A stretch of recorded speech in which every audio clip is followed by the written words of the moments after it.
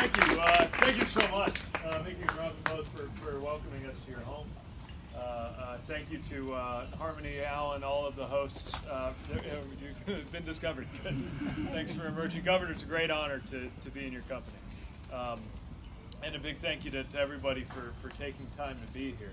I also remember, of course, very vividly this delegation. It was the first time I avoided anything international for my first year or so as mayor because I just wanted to be shown to be minding the store. Finally accepted an opportunity that I couldn't say no to travel to Myanmar and learned that no delegation is without the presence of at least one international man of mystery whose role is unexplained, but who was clearly behind the whole thing.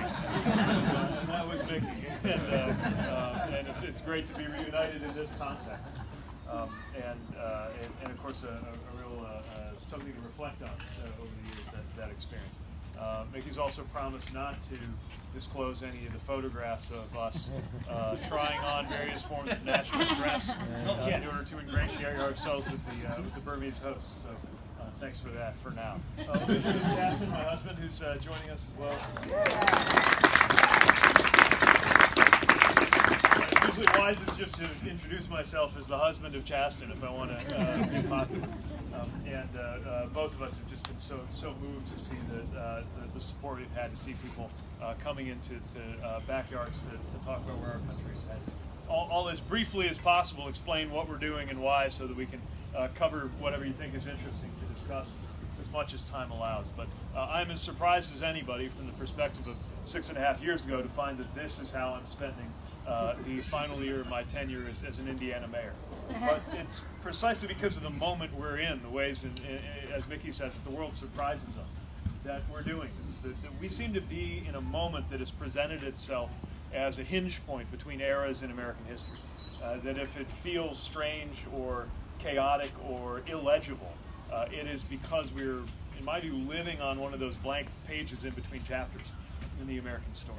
And what it means is it confers on us the pressure and the opportunity that goes with being at the beginning of an era. In other words, what happens in the next 3 or 4 years will likely decide how the next 30 or 40 years of Democratic and Republican administrations are able to govern, because of one of those kind of once or twice in a lifetime moments where an era begins. And I think the next era could be very enlightened, and I think it could be very ugly, and that falls to us. It's precisely in moments like that that it is important, as we defend our policies, to first make sure that we are in touch with the values that motivate those policies, that we are not leaving anything on the table in terms of why those values that motivate us are universal values. And I worry that the very idea of talking values has, in my lifetime, come to be viewed as an exclusively conservative behavior, which is strange, because the absence of values, certainly in this administration, but I would argue more broadly across a Congress full of members who are betraying not only our ideals but their own, tells you that this is a moment when values should be on our minds and on our lips. And that begins with freedom, with putting an end to the idea that freedom is property of the Republican Party, and explaining why freedom motivates us to have the policy commitments that we do, with an understanding that there's more to establishing freedom than tearing down a regulation or cutting a tax, that you're not free if you don't have health care, that you're certainly not free as a woman if your reproductive health care choices are being dictated by male politicians, as we're seeing in so many states, that you're not free if you're unable to organize, that education is a pathway to freedom. Which is why it would be beneficial to have a Secretary of Education who believes in public education. That all of these things are related to freedom as well. That patriotism doesn't have a party. The flag, certainly the one that was on my uniform when I went overseas, was not a Republican flag. It was an American flag signifying all of our belonging to the republic for which it stands. And it now is, I think, a golden moment for us to reorient the partisan character that the idea of patriotism has taken on, at a moment when national security, more than ever, is clearly something that cannot be answered with, for example, the proposition of putting up a wall from sea to shining sea. That's not going to help with cybersecurity or election security. It's not going to help us in the face of violent white nationalism. It's not going to help us when it comes to what is the dominant global security challenge of our time, which is climate disruption. Needs to be talked about as the security issue that it is, and as I argued yesterday in a speech laying out our foreign policy vision, ought to be one of the pillars of our diplomacy as well. And that not incidentally, a world in which climate diplomacy matters is probably one in which the balance favors the kinds of countries that share our values more broadly. So as we speak about these values, what we're finding is they resonate in a lot of different kinds of places. One of the first habits you learn as mayor is to take care never to say anything to one group that you would be embarrassed to have repeated to another group. Never say something to the labor lunch that you wouldn't want coming back to you at the chamber dinner. But what we found is that this message has gotten the same ovations with the Fox News town hall audience as it did with the MSNBC town hall audience. Not because we ever pretend to be more conservative than we are, but because we root our progressive policies in values that are intelligible across the aisle, especially at a moment like this where so many Republicans of conscience feel that they're politically homeless.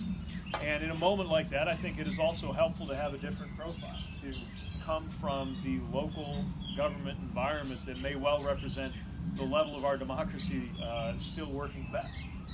That it helps to be from the industrial Midwest at a moment when our party is portrayed as being out of touch with a region like that. But where I think we need stories from cities like mine as a way to refute the idea that nostalgia and resentment are the only way to connect in the middle of the country. It's certainly not what propelled South Bend's comeback. We didn't go around saying we're going to make South Bend great again. I didn't say I alone can fix it. We were very honest about the things that weren't going to come back and why our city was going to come back and what that was going to take. And I think there's a virtue to a new generation of leadership stepping forward too.